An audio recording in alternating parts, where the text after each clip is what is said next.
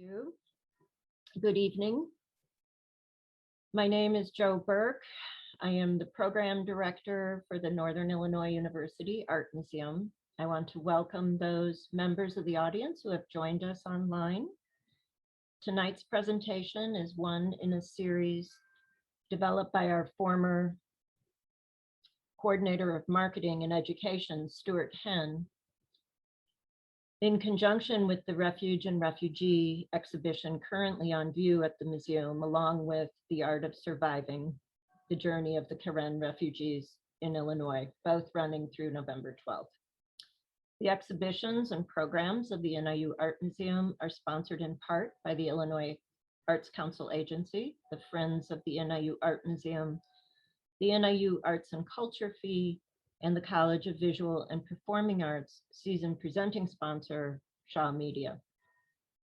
Tonight's presentation is being recorded so that you may share it or watch it again. It will be captioned and posted later to the College of Visual and Performing Arts YouTube channel, accessible from the museum's website. I will attempt to monitor the chat function for questions and feedback. Online attendees are asked to stay muted until we get to the Q&A portion of tonight's presentation.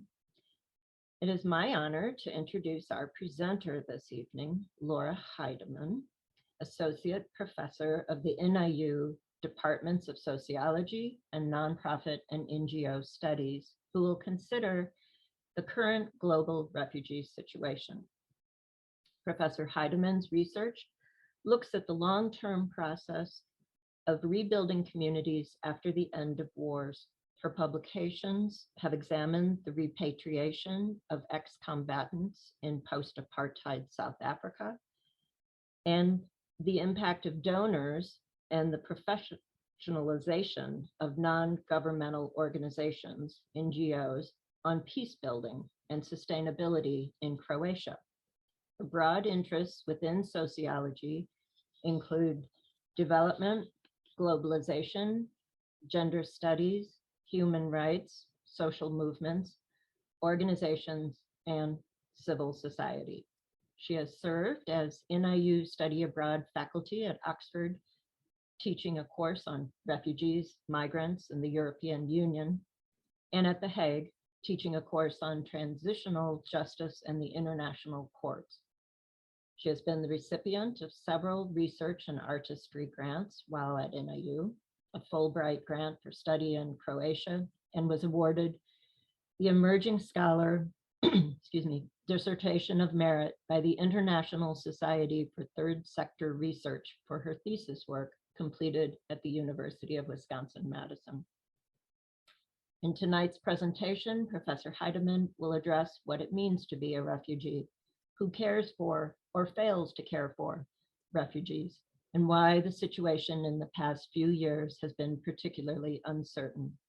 Please join me in welcoming Laura Heideman. Thank you all. If you could just bear with me for a minute while I get my screen set up. I'm doing a slightly difficult one. Oh, it has good memory. All right, it's gone back to my previous settings. All right, well, thank you all for joining me today. The purpose of my talk today is to give you an overview of what's going on in the world with refugees today. Refugees have been making the news quite a bit in the past few months, but also over a period of the last few years, we've been seeing more and more stories from the United States, from Europe, from Australia, from Southeast Asia. Right, around the world, we're seeing an increasing number of stories about refugees, about the treatment of refugees, and about concerns of what the duties and obligations are from different people around the world towards refugees. So in my talk today, I'm going to break it into 4 parts. I like having a nice tidy talk so you know what to expect. I'm going to break down the current situation, what's going on in the world, what's the big overview picture. I'm going to talk about why labels matter. Why does it matter what we call somebody who is displaced by a war? I'll talk to you a bit more specifically about what's going on with people who have been displaced from Afghanistan, and specifically what's happening in relation to the United States. And finally, because I always like to end on a note of empowerment, I'm going to go over specific steps that we can all take to help out with the current refugee situation in the United States.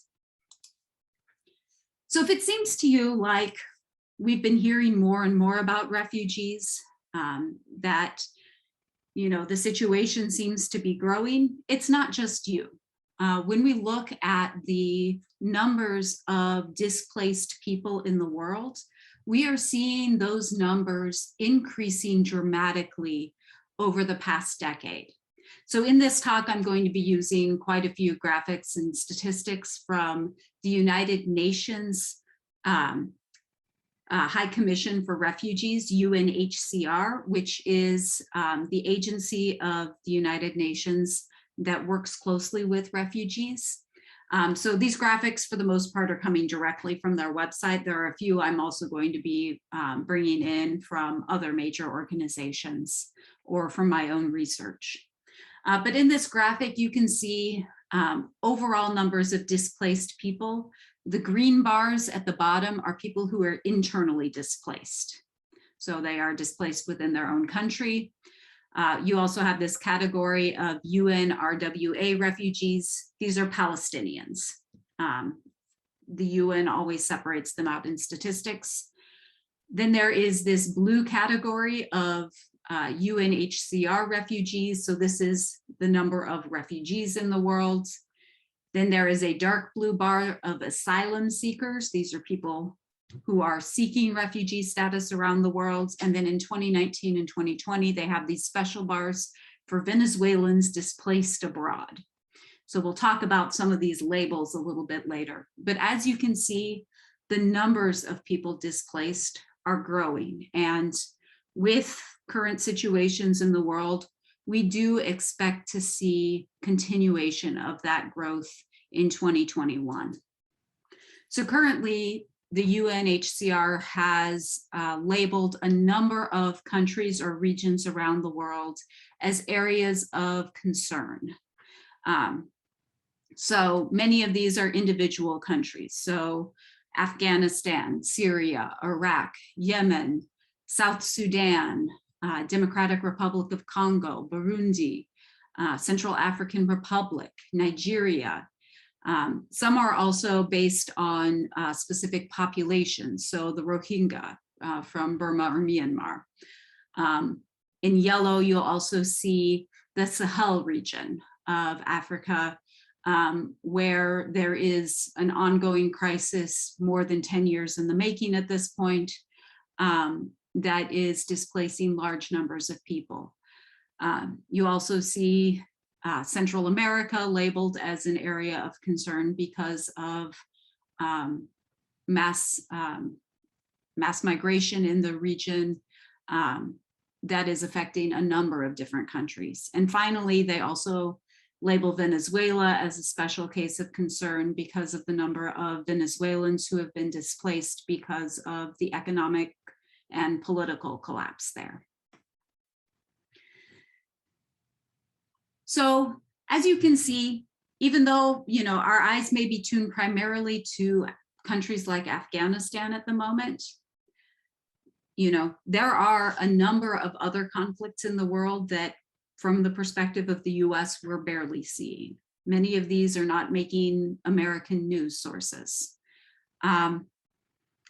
And we have a number of complicated situations around the world where the situation does not look like a traditional war. And so we struggle with how to categorize the people who have been displaced and what kind of rights they should have.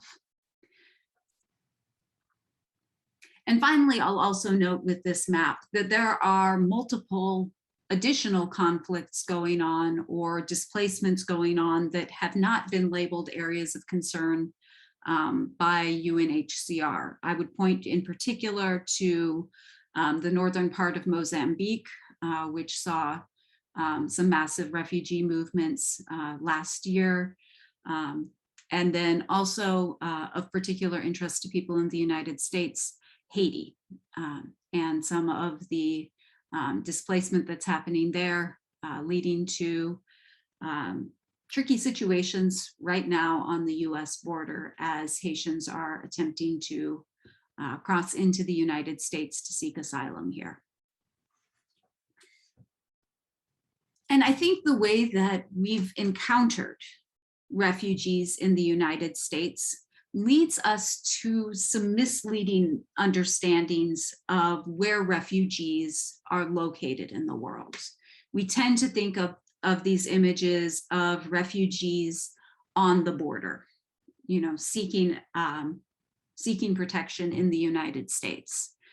But when we look at where refugees are hosted in the world, the UN in their 2020 global trends points out that 86% of refugees are hosted by developing countries.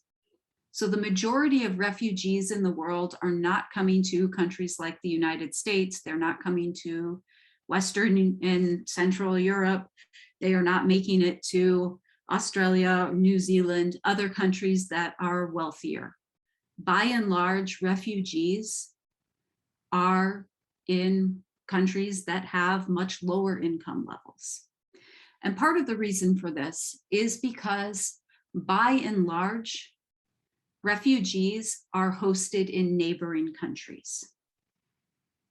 If you think about it, to get away, you need resources.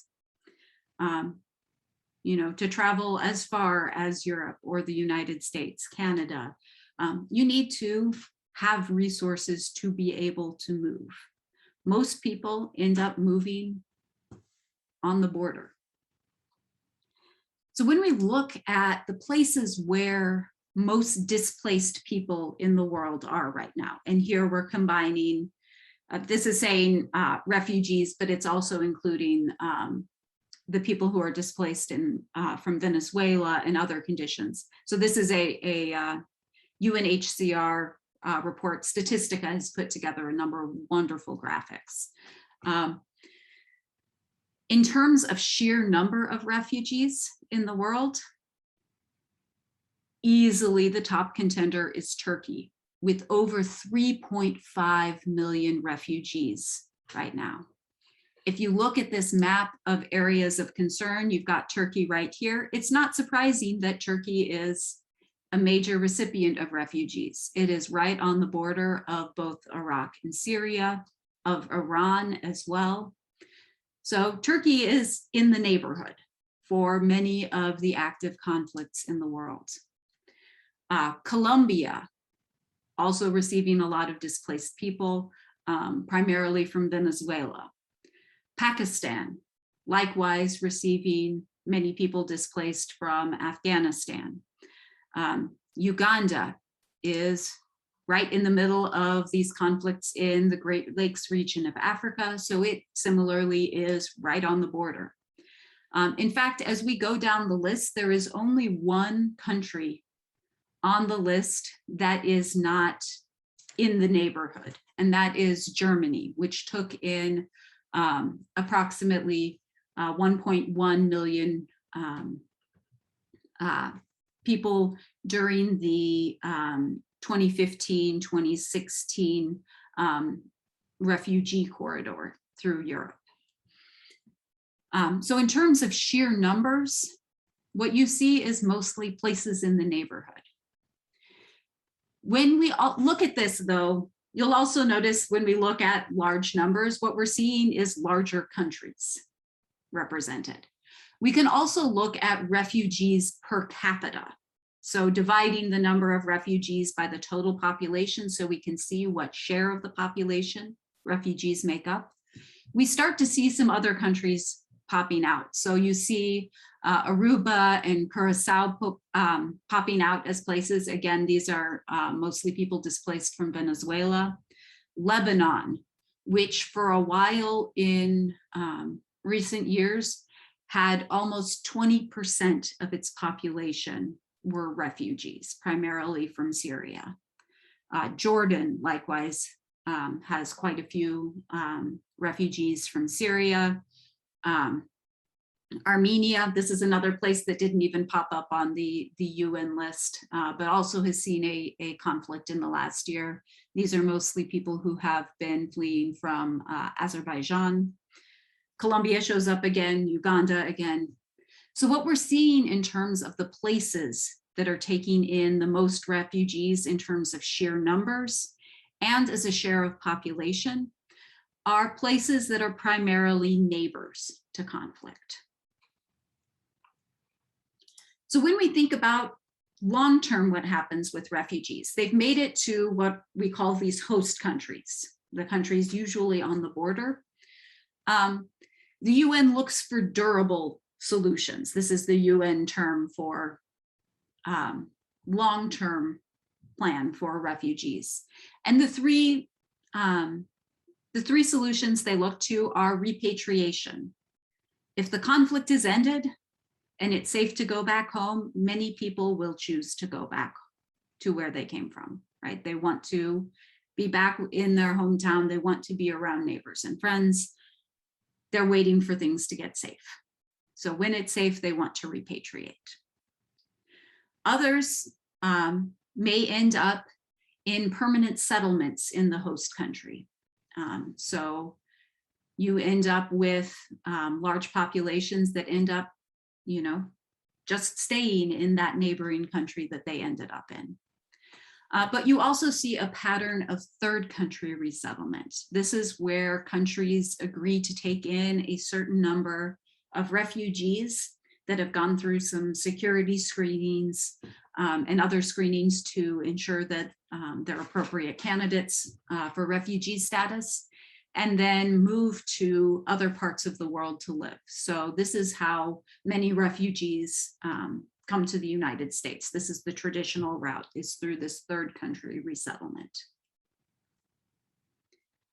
But things are getting a little stickier in the world today. And one of the reasons that things are getting stickier in the world is because we are seeing a lot of transit migration. This is part of a big overall trend we see with immigration in the world in general.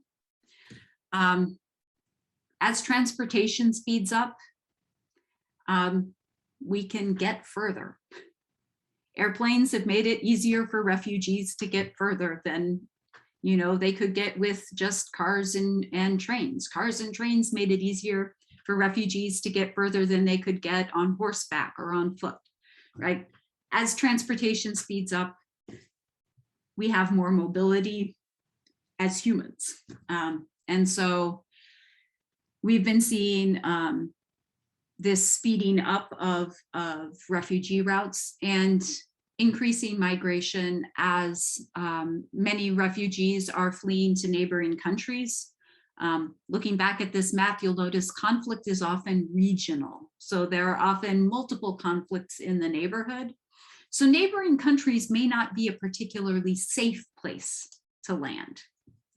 So people will look further and say, if we can get a little bit further away, maybe it'll be more stable. Maybe we'll be able to have a more stable life. And so we're starting to see patterns of migration around the world where people are trying to move overland to directly ask for asylum at the borders of the country that they wish to live in. So we're seeing this in 3 different parts of the world today that are all leading to some, headline news stories. So one is on the border with the US. So on the US-Mexican border, we are seeing many people seeking asylum on the US border. You are seeing many people crossing the Mediterranean to get from North Africa or Turkey into mainland Europe. And you are seeing many people making crossings to Australia This is an image of a protest in a detention facility for people who have attempted to cross into Australia. So Australia has come under a lot of international criticism for moving asylum seekers out of Australia and to facilities in Papua New Guinea in order to make it a less desirable option for seeking asylum. So these are the kinds of stories that have been making headline news over the past few years. These are often our images of refugees, our images of people on the move, but they aren't telling a full story. This is not, in fact, most people who have been displaced. These are a small minority, actually, of the total number of displaced people in the world. So in the next section of the talk, what I'm going to be talking about is the labels that we use to talk about displaced people. And we're going to be talking about why the terminology we use has power. These are not, technical distinctions that, have no influence over people's lives. What we call displaced people actually shapes how they're treated.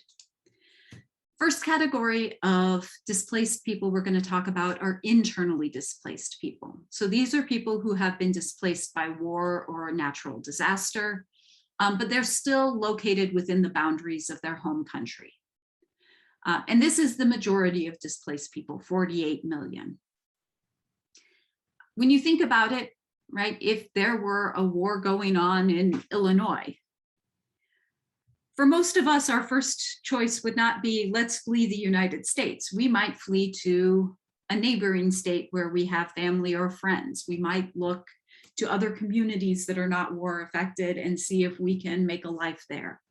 Most people, if they have a choice, aren't going to leave a country where they have citizenship rights, where they have the right to hold a job, where they have an ability to earn a living, where they speak the language. Right? People's first option is to stay as close to home as they can while being safe. So most people who are displaced are internally displaced. So that's to the tune of about 48 million people in 2020.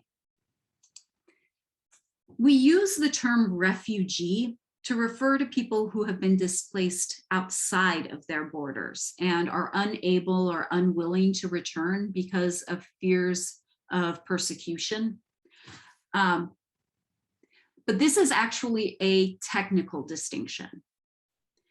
We use the term refugee often in our speech. So we're often referring to, right now, people who are fleeing Afghanistan as refugees. But this is actually a legal status. And when people are declared refugees, they have certain rights. The first is the right of non-refoulement. This right means they cannot be returned to their home country against their will. So if they do not feel safe, you cannot make them go back. The second is they have freedom of movement in the host country. You cannot force them to stay in a camp. You cannot force them to live in any particular place. They have the right to move around. Third is they have the right to liberty and security of persons. So you cannot put them in a detention facility. You cannot, subject them to violence and abuse. They should be secure in their persons. And finally, they have the right to a family life. This means they have the right to get married. They have a right to live with their spouse. They have a right to live with their children. Right? So if they fall in love with a local person, they have a right to marry somebody from the host country and build a family life that way. The fact that these rights are all having to be spelled out tells you that these are all rights that have been abused at various points in time. But the important thing about the status of refugees is it does come with this set of expectations about the rights that people have as refugees. They should be treated in these ways. We also have another category, asylum seeker or asylee. An asylum seeker is a person who is trying to claim refugee status for themselves, but the claims are not yet recognized. So traditionally, asylum seekers are often fleeing not necessarily just from wars, but also from things like political persecution. You know, in United States, Canada, Western Europe, we also have a class of asylum seekers who are seeking asylum because they're being persecuted for their sexual orientation or gender identity in their home country. So they're seeking a place of safety. Asylum seekers often have some protection under national laws of countries, but these vary from place to place. And as of 2020, there are currently 4.1 million asylum seekers in the world. And finally, we have a catch-all category, which is migrant. A migrant is just a person who is moving from one place to another. Whether and if migrants have any legal status is dependent on the country they're in. And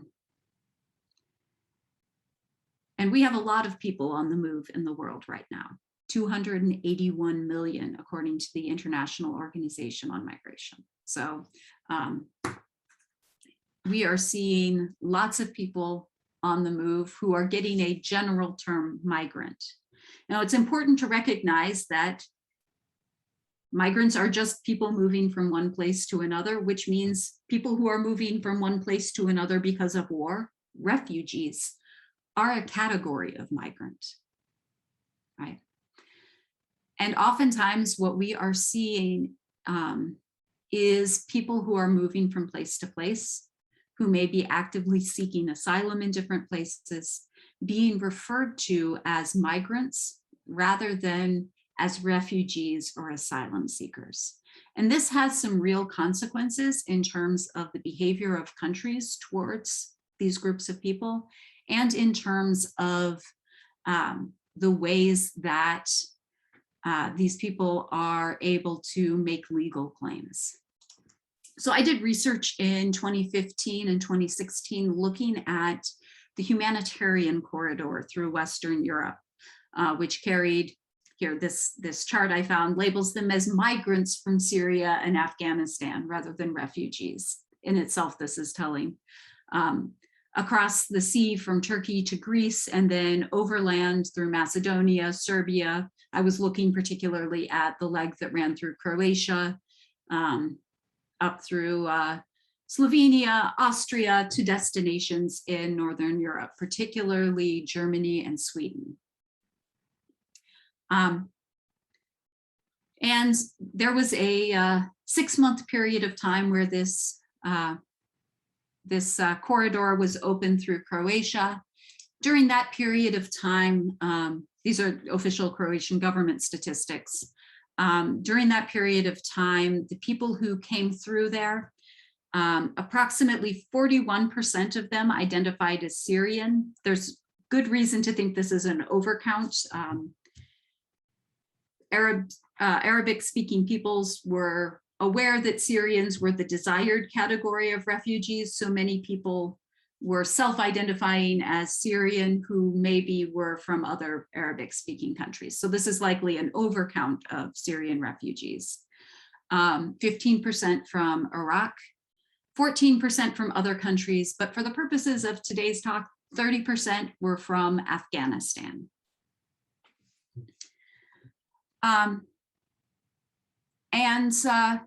One of the things that quickly became apparent as the refugees from Afghanistan made their way through Europe was they were not considered a desirable class of refugees by most European countries. Countries that were quicker to to work with Syrian refugees, were often denying asylum claims of refugees from Afghanistan. In fact, this is a news story from August 11th, this summer. In the week, this is what, 4 days before the fall of Kabul, Germany and Netherlands finally decided that they should suspend their deportations of Afghan refugees. Up until that point, they were calling them failed asylum seekers because they were migrants who didn't qualify for asylum. They didn't qualify for that refugee status. Germany has successfully returned more than 1,000 Afghan, the article refers to them Afghan migrants, out of, and has an additional 30,000 who are currently required to leave Germany. As of August 5th, so this is 9 days before the fall of Kabul, interior ministers of Austria, Belgium, Denmark, Germany, Greece, and the Netherlands urged the EU's executive branch to intensify talks with the Afghan government to ensure that the deportations of refugees could continue. Stopping returns sends the wrong signal and is likely to motivate even more Afghan citizens to leave their homes for the EU, the ministers wrote to the European Commission. By labeling people from what is very clearly a war-torn country, Afghanistan, as migrants rather than recognizing them as refugees, it became very easy for European countries to find ways to deny claims of asylum, even as the situation in Afghanistan was deteriorating over this last summer. So even as these countries are starting to prepare to evacuate their own citizens, they're still trying to deport Afghans. So yeah, which brings us to the third part of our talk. Let's talk about the situation with Afghanistan. So as of 2020, when we look at where refugees from Afghanistan were located, the majority of them are in 2 countries, not surprisingly, neighbor states to Afghanistan. Pakistan with 1.4 million, and Iran with 780,000. Many of these, I should note, these refugees who are in Pakistan and Iran are not refugees from the 2000s war. Many of them are refugees who originally fled Afghanistan in the 1980s and still have not found permanent settlement in other countries. So we have an issue with a major backlog of refugees who are seeking permanent settlement in the world. You have 148,000 in Germany, and then smaller numbers in Austria, France, Sweden, UK, India. The US at this point has 2,000 prior to 2021. And it should note that when somebody receives citizen status in the United States, and once they have applied successfully for US citizenship, they drop off the refugee number list because they now have citizenship in another country and they have the legal protections that come with that.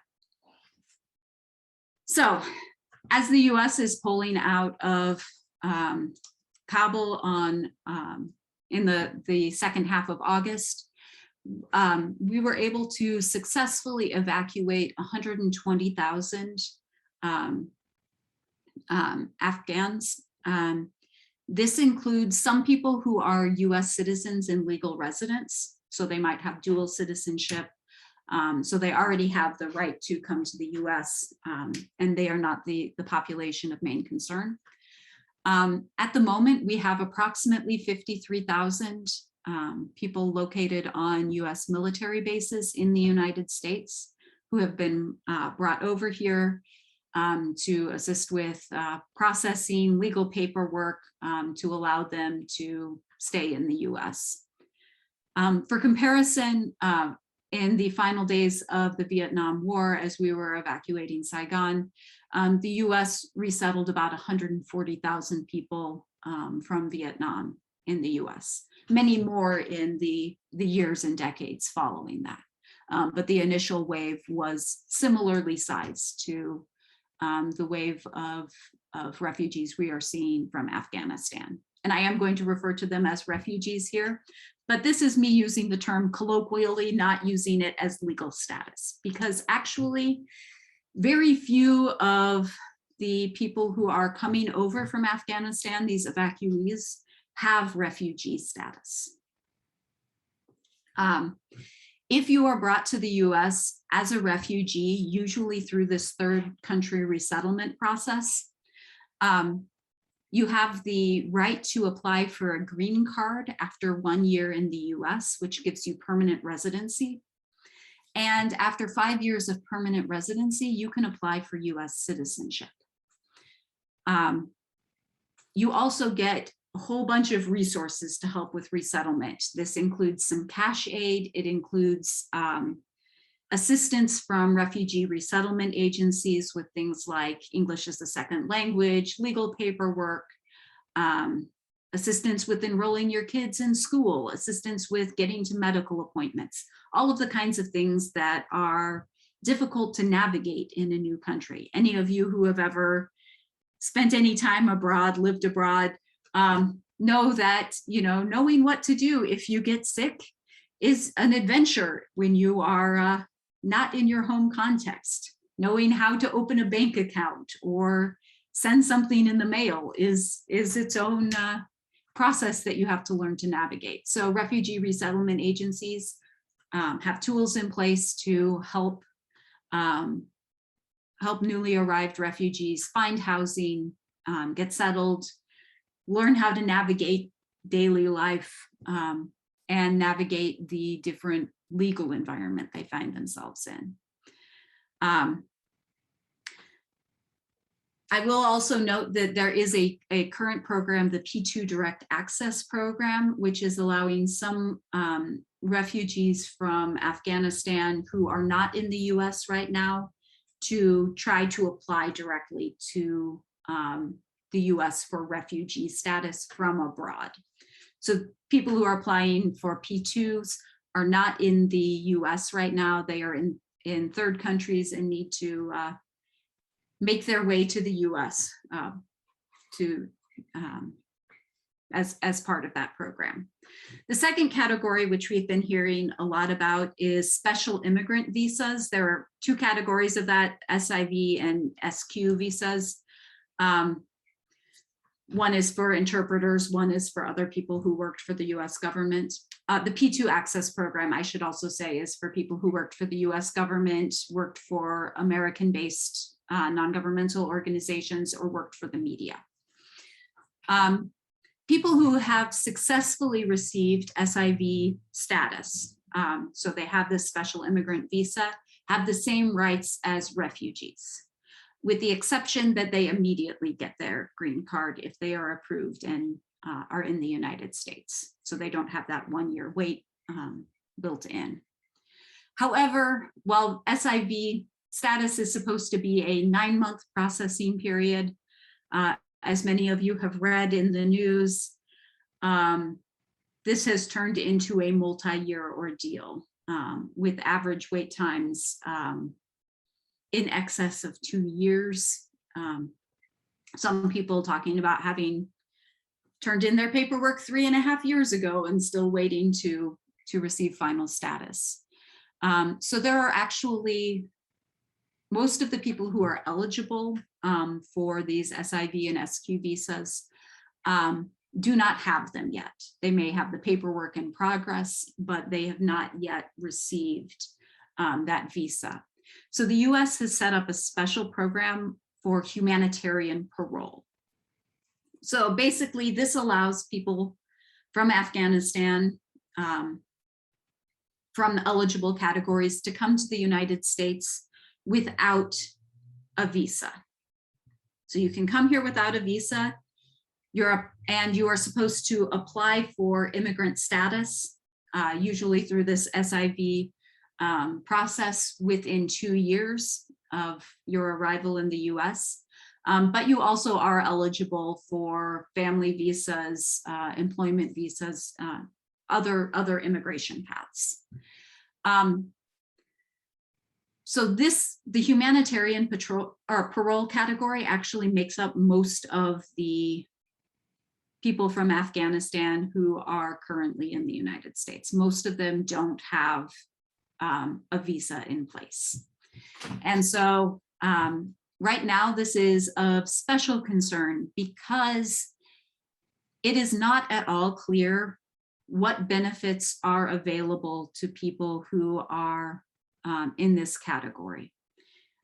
In terms of the amount of resources that the US government is going to give to refugee resettlement agencies to assist these people, in terms of what access they have to federal benefit programs like SNAP benefits for food or Medicaid for basic medical insurance. So you have a lot of people who right now are in this kind of limbo state. They are currently living on US military bases as we're trying to get, the US is trying to get their paperwork sorted out, get a visa in order for them, get paperwork in place for them so that they can work a job. Yeah, but it's turning out to be, as emergency situations often are, a very messy situation and a very messy process. So I always like to end my talks with concrete things we can do. I study very depressing things for a living, but we are not helpless in the face of them. We cannot solve all these conflicts in the world that are producing refugees, but there are concrete things we can do to help the refugees in our communities, in our country. The first thing in terms of ways we can help is if you live in the Chicagoland area, we have a refugee resettlement agency in charge of resettling folks in Chicagoland. This is World Relief. I've put their website up here. So you can just Google World Relief Chicago and you will find your way to their website. They are, I will put the disclaimer here, they are a Christian organization, but like all refugee resettlement organizations, they do not, and refugee resettlement agencies are often religious organizations. They do not proselytize as part of their work. So they are not allowed to do that as part of their resettlement work. And I will also put out this information because I think this is a key thing for folks to know. They are also friendly to LGBT plus folks. And in fact, because many refugees who come to the United States are here because they're being persecuted for sexual orientation or gender identity in their home countries, they often are seeking LGBT plus volunteers to help newly arrived folks orient themselves to the United States and find community.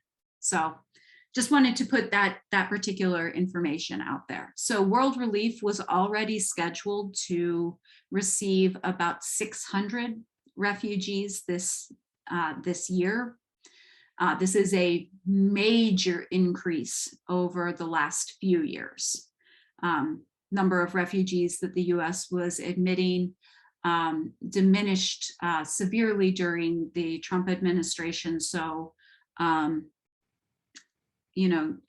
World Relief was resettling more like 100 people a year than 600. So they are actually in the process of rebuilding themselves as an organization. They've had to do a lot of layoffs over the past few years.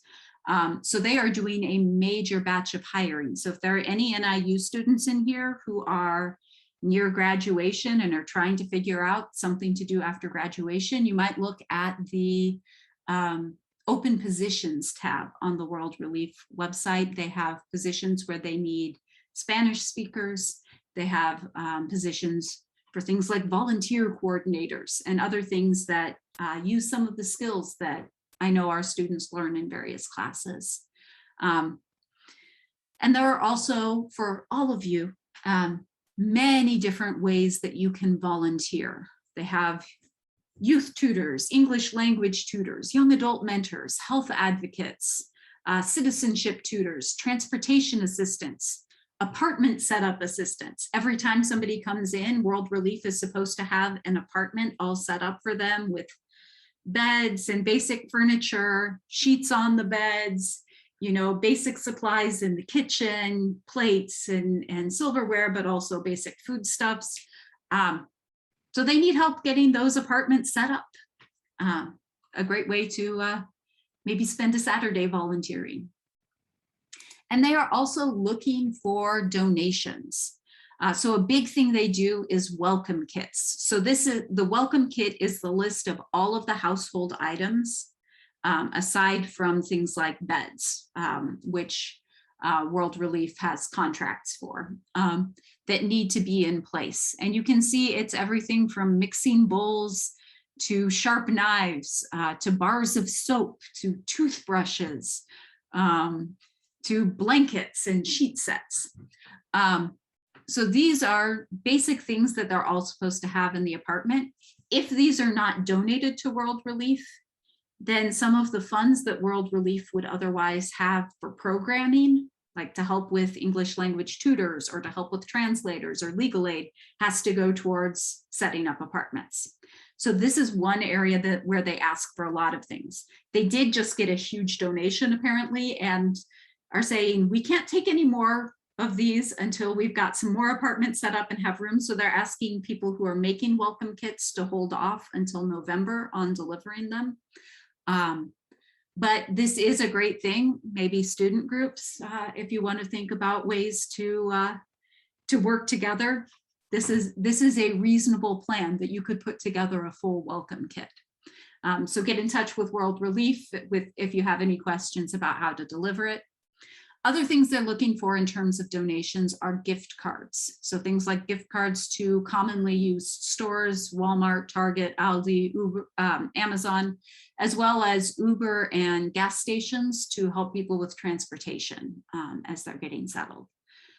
So those are some of the common donations that they ask for. And then finally, advocacy. As I indicated, the people who are here on humanitarian parole have very uncertain sets of resources available to them right now. And so there is currently debate in Congress about, do we extend SNAP benefits? Do we extend the normal benefits and the normal amount of funding that we give per refugee to people who are here on humanitarian parole? So this is a way to get involved in terms of advocating for the US government to allocate resources. You can also work on engaging and educating through communities, through religious groups. So if you have student groups on campus and you want to let people know what's going on, I encourage you to do this, to talk to community groups. And if any of you are thinking, I really wish that I could bring somebody in to talk to my church or to talk to a public group, I do versions of this talk in public a lot, and I am always happy to talk to people in the community about the situation with refugees. So I will just put that out there and leave you on that hopeful note that there are concrete things that you can do to help out. So thank you very much for taking the time to come here and for giving refugees the attention that I think they deserve.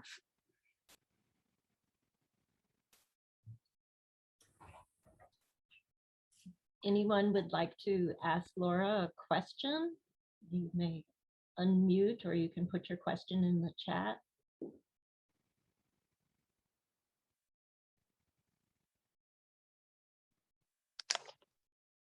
I have a simple question. I would like to know, why did you choose Afghanistan more than another country?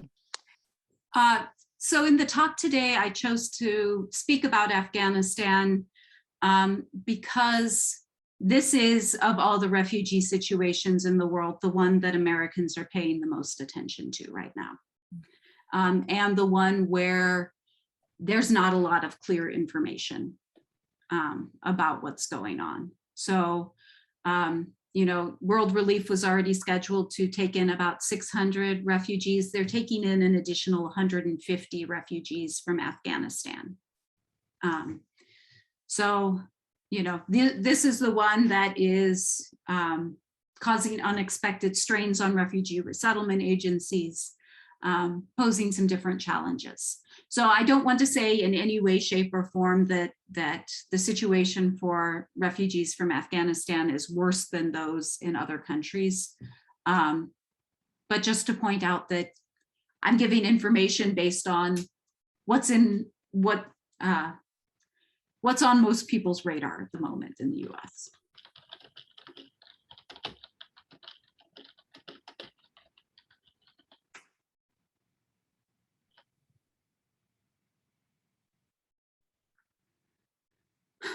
Okay, so in the chat, I see a question from Angie. Who decides what a person's status is? For instance, the Haitian people. So in the US, you've probably seen in the news information about people from Haiti making a border crossing from Mexico into the United States, seeking protected status here.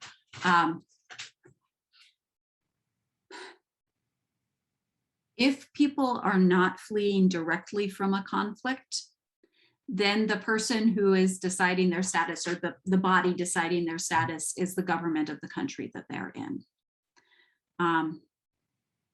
So that makes things very tricky with transit migration, which is what we're seeing with many of the people coming from Haiti, that they're not coming directly to the US border from Haiti, but they are transiting through other countries on the way. And so because of that, they are not under the particular protection of the UN. They are instead under the laws of the countries that they pass through and the country that they're seeking to enter. Could I ask a question of you for a moment, Laura? If you could stop sharing your screen so we can get you up on there. Absolutely. Although I was keeping it open in case there are other questions. Sure. But I can always pop right back in since I've discovered that it kept my settings in place. It did. I see a question from Dean. Is a country legally obligated to accept refugees, or there are some who don't accept any? They are absolutely not obligated to accept refugees, and there are many countries that refuse to do so. One of the reasons that we have a huge backlog in terms of the numbers of refugees awaiting placement in the world is because there are many countries that do not want to take in refugees for a variety of reasons, and there are many countries who take in very limited numbers. And so countries get to decide how many they're going to take in. They get to decide, when they're going to take them in. These are not things they're forced to do by outsiders. Other questions?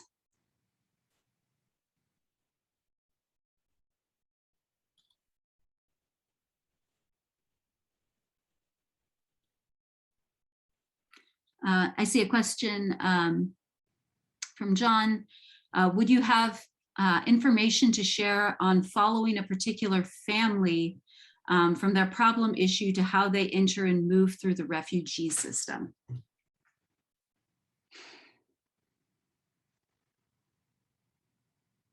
You know, I can't think of any off the top of my head. We very rarely do this kind of follow up with single individuals in the refugee world for a couple of reasons. First of all, there's a basic concern that we often are asking people to sell their story in order to get rights. Like, we'll give you things, but only if you perform for us, basically. Show us that you're worthy, you know, rehearse your story. But the second thing, this is a big invasion of privacy in some ways for people who have lived through enormous trauma.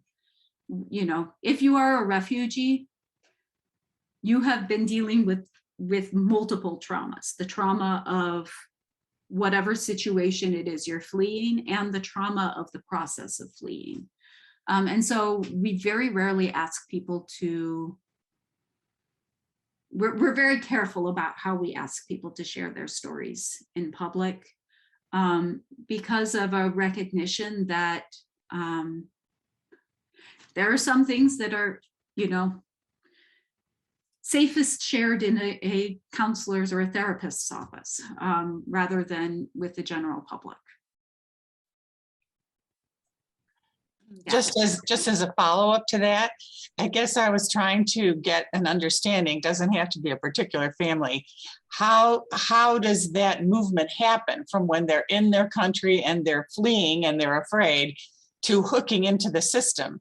Do they do that at a capital city in their own country? How does the whole process begin and then continue to unfold? So you're talking about third-party resettlement or third country resettlement? Well, I was just trying to get an idea of, for example, let's just stay with Afghanistan.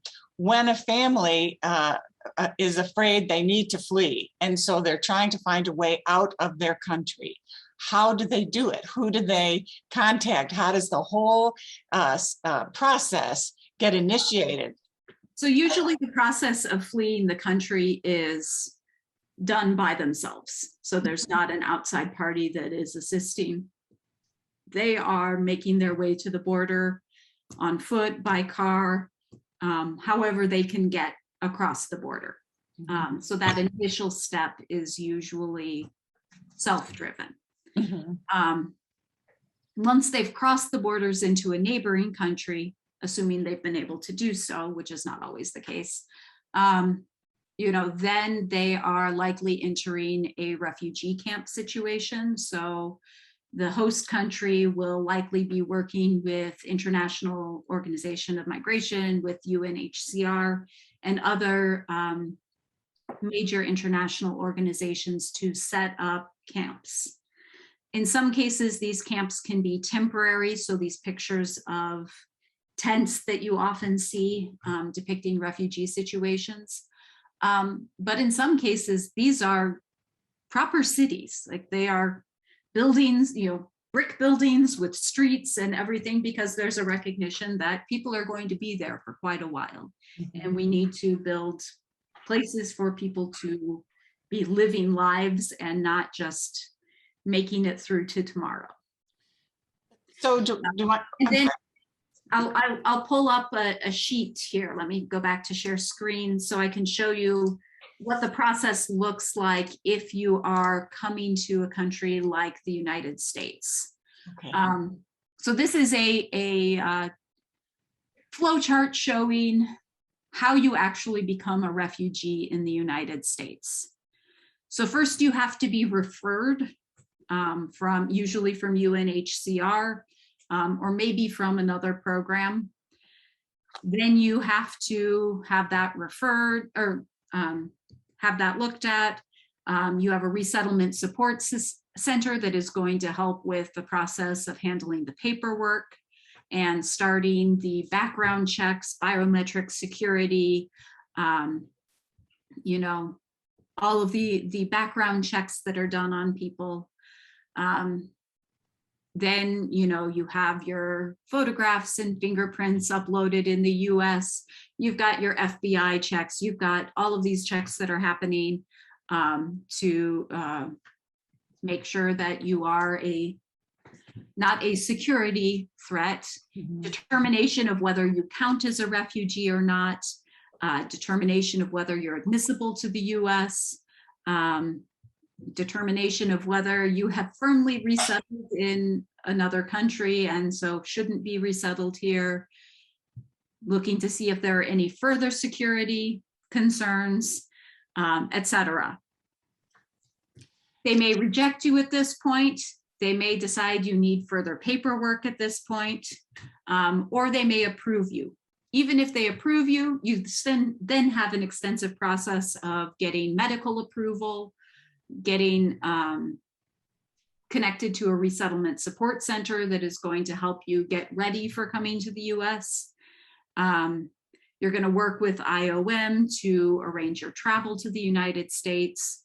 Then you'll get connected to a domestic resettlement agency in the United States, like World Relief in Chicago. Then you get over here and you go through Customs and Border Patrol. You actually arrive on US soil, and then you are working with the resettlement agency to set up your new life.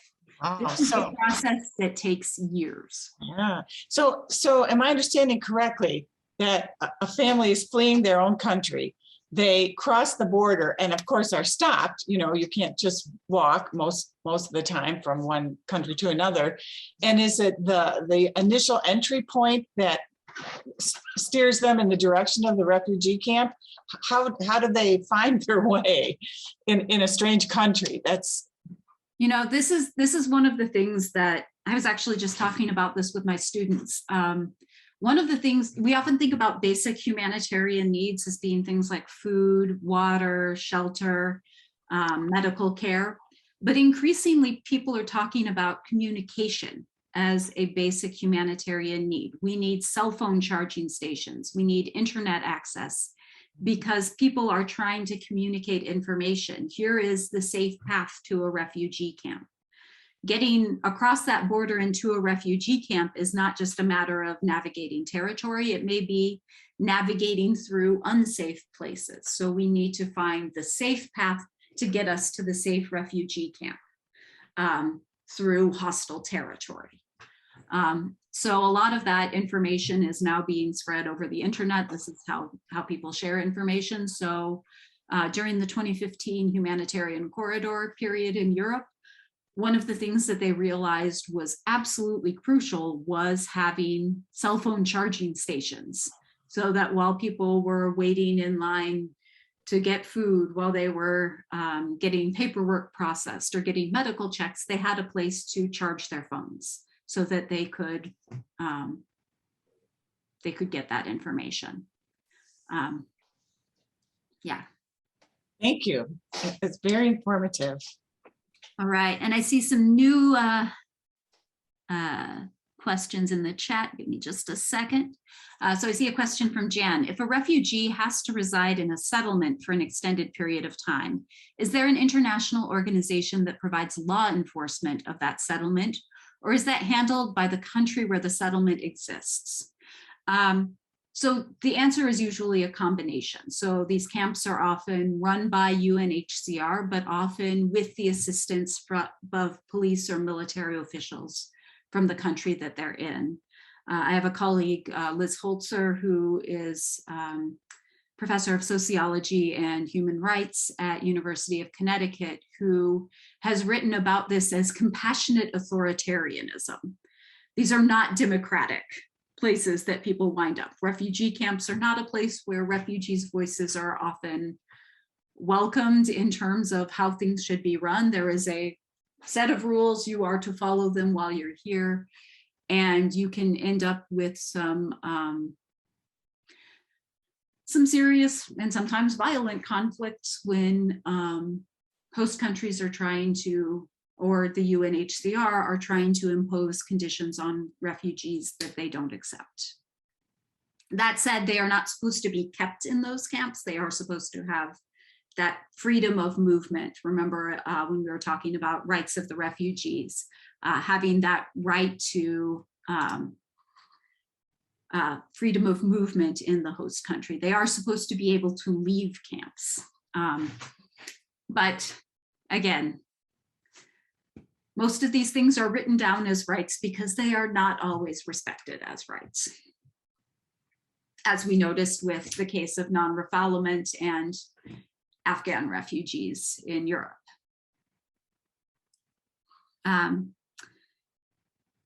Deja has a question. What are the odds of being admitted? I don't know. We don't have good information on that. That is not terribly transparent for for the question of third country resettlement in general. I will tell you that the United States takes in a normal year, a normal year excluding the years of the Trump administration, where we took in significantly less, only about 70,000 refugees a year. And remember, we are talking about 26.4 million refugees in the world. If we're resettling people at a rate of less than 70,000 a year, that is a long waiting list. And many of those people do want to return and do eventually return to their home countries, but not all of them. Laura, I'm sorry, I need to try to share this screen again. Okay. There's a number of students who need to stop go the to share so another you can- class, Yeah. and they are going to be, I trust they can see that. Okay, thank you. Keep talking, but anyway. All right. they- Well, we have run out of questions aside from QR codes in the chat. Yes, there seems to be Who's a raising lot their of QR hands? code So issues. If anyone else wants to ask a question, you can unmute and ask your question.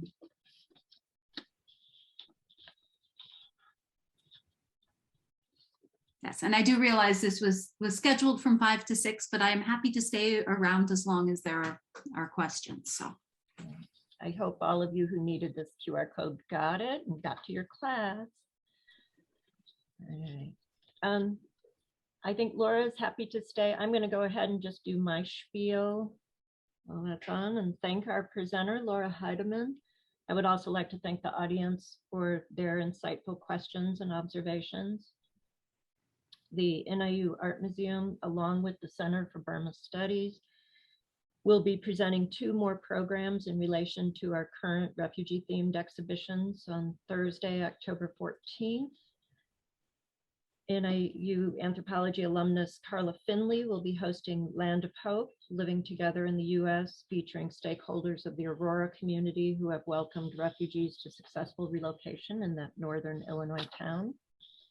And again on Thursday, October 28th, Husky Refugees at NIU, which will feature at least 3 current NIU students, including Lei Mu, a BA in nursing, Pei Se, a BA in accounting, and Su Da, a BA in human resources, sharing their experience as the young adult children of Burmese Karen refugees, as Asian Americans, and as members of the increasingly diverse DeKalb and NIU communities. We hope that you will be able to join us for these presentations. Links may be found on both the university and the museum's event calendars. Here's your QR code, kids. Anyway, I want to thank everyone. Have a good night and good evening. I'm going to stop sharing the screen, and anyone who wants to stay on and talk with Laura is welcome to do so. Thank you. yes, and thank you all for attending. Yeah. Thank you. All right. So stop that share. Come back. Anybody else? Questions, comments for Laura? Yes, wonderful job. Thank you.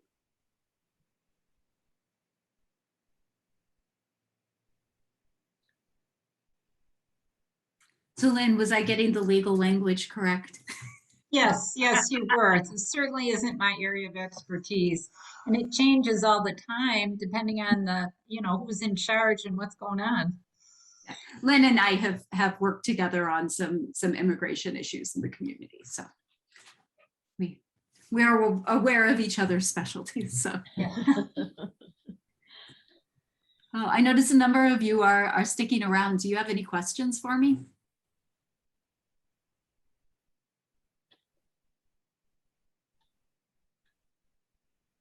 Yeah, I have a request for contact in the chat. I'm just going to put in the chat my email address so that if you are interested in talking with me one-on-one or having me come out to a community group to talk to you, you can get in touch with me directly. That is my NIU email address.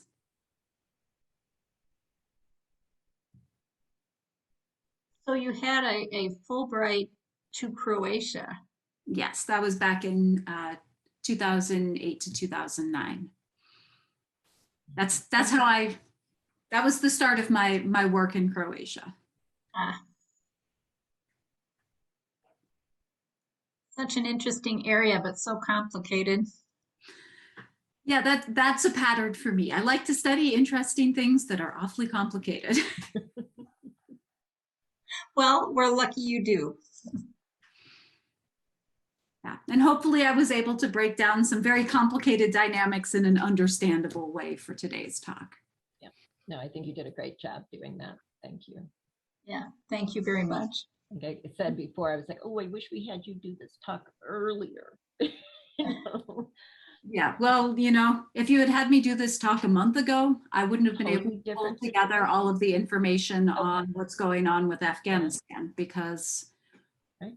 you know, back in September, there was a lot of people are coming in and we're putting them on bases, but we don't really know how many. And we, you know, the dynamics of the different legal statuses were not as clear at that point. Oh, it's been happening fast. Every day there's something. Yeah. It's always a work in progress. Did you hear today on NPR that they're going to be taking people from the military bases and relocating them to Milwaukee area? I had not heard that. I just heard that today. So, I mean, Fort McCoy, which is where the military base is in Wisconsin, is very isolated. So there aren't a lot of opportunities for integration in neighboring communities. So I know Madison was also expecting to be a recipient community for many of the refugees from Afghanistan. So I know they've been doing the preparation work there as well. seems like a better fit. Yeah, but you know, sometimes communities near military bases are used to people coming in, you know, living temporarily. If you think about people who have served in the military, they're likely to have certain kinds of intercultural skills from having lived overseas, from having had to navigate different systems and, you know. So in some ways, military bases are not a bad place for refugees to start out, providing that this is a consensual situation. You don't want a militarized refugee camp.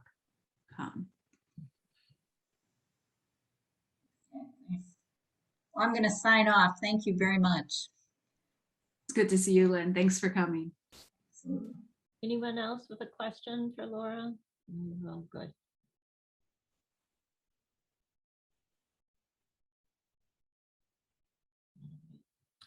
Well, Laura, thank you very much. I appreciate you doing this. It was nice to finally meet you.